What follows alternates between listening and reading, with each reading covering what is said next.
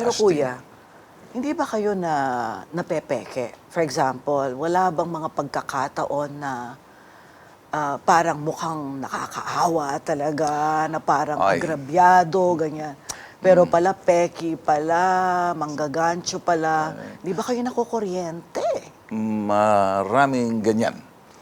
Sa totoong mundo, hindi mo maiwasan. Kaya lang, nasa sa iyo ang pagbabalanse. Marami rin kasi sila dahil sabay-sabay mo silang kinakausap. So, you just have to tell him the truth. Na sometimes, hindi kita matutulungan, ganito, ganyan. Eh, Yeah. marunong naman kaming That's sumuri. Naintindihan naman opportunism. namin yun. Sa totoong mundong ginagalawan natin, eh, hindi mo naman maiiwasan na meron talagang merong magpapaawa. May guilt trip ka. Yeah.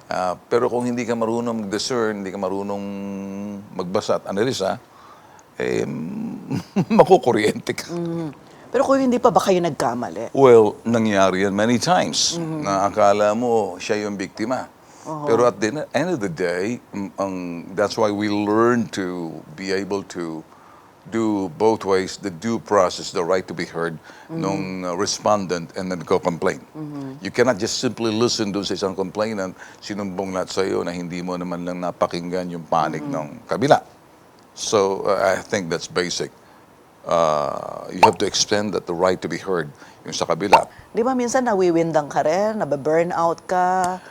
Personally, nasasaktan ka din kung ang feeling mo parang ito, tinutulungan mo na, niloloko ka pa, mga ganon. Ako naman kasi, you have to separate your professional, your way of life, and your personal. Kung minsan, there are times na nakakagalit, nakakainis.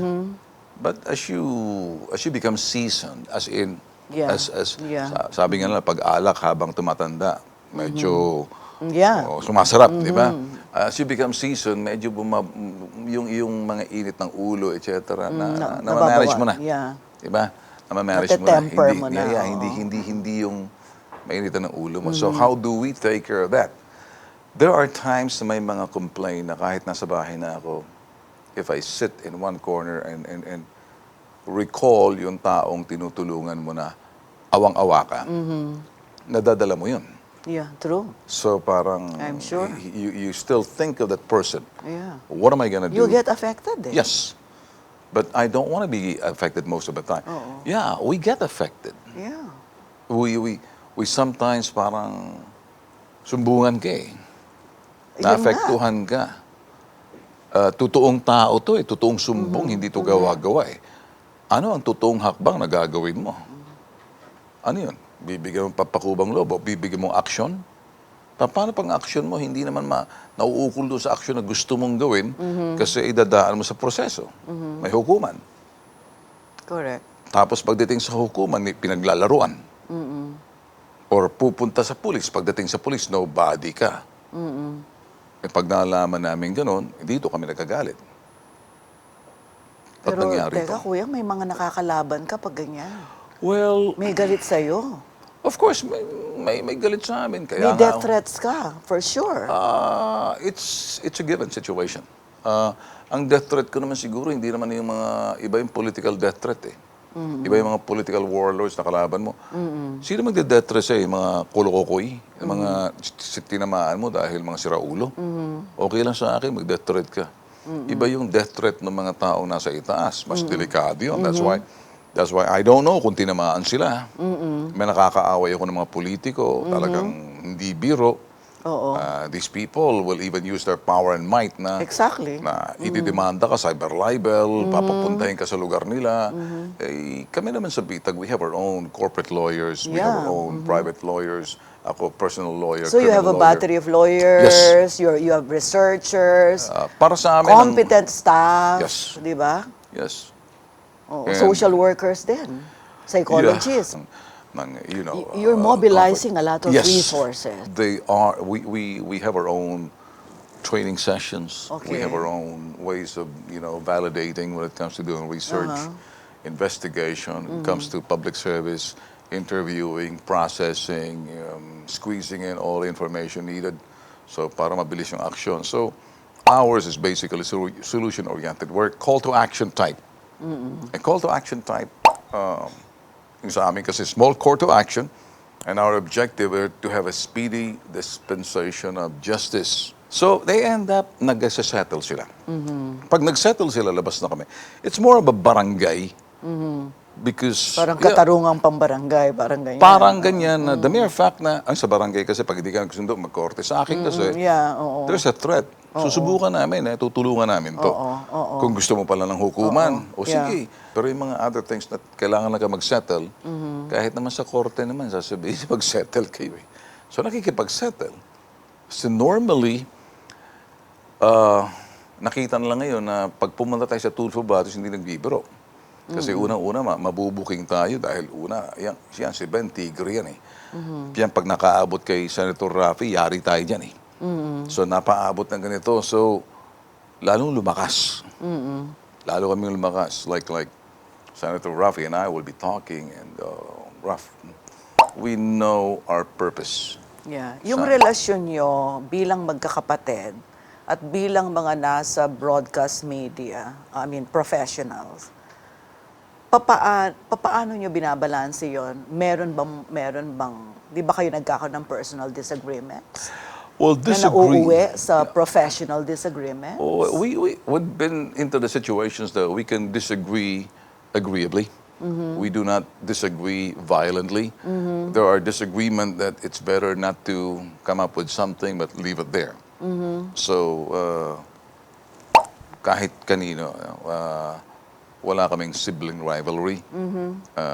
Sometimes sa magkakapatid, hindi kayo magkasundo. Pero meron laging arbiter. Pag hindi ang ate, may ate pa kasi kami. Yan ang medyo arbiter yun eh. How about editorial disagreements, for example? When it comes to editorial disagreement, when it comes to our content or anything that we express as regard to any issues, we don't interfere. I've always say, Raffy is Raffy. Senator Raffy, Senator Raffy. Erwin is Erwin, Ben is Ben.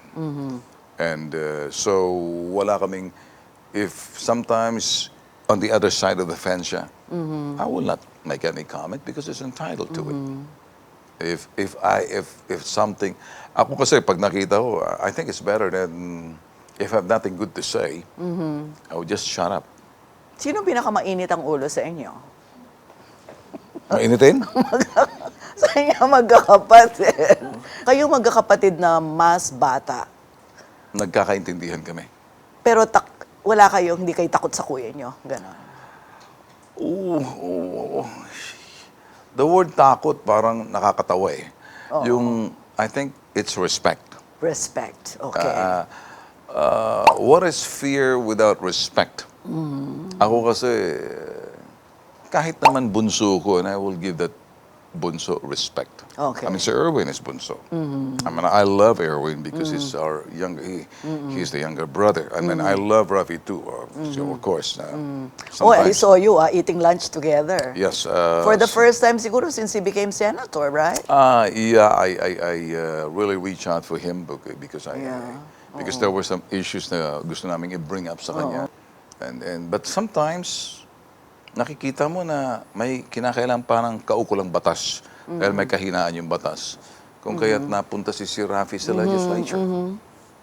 Hindi lahat na mga bagay may solusyon. Kaya nga, in aid of legislation, napapaganda natin yung isang kakulangan kung may kulang yung batas. Ikaw, hindi ka ba nangarap na magiging politiko ka o senador? It plays into my mind many times.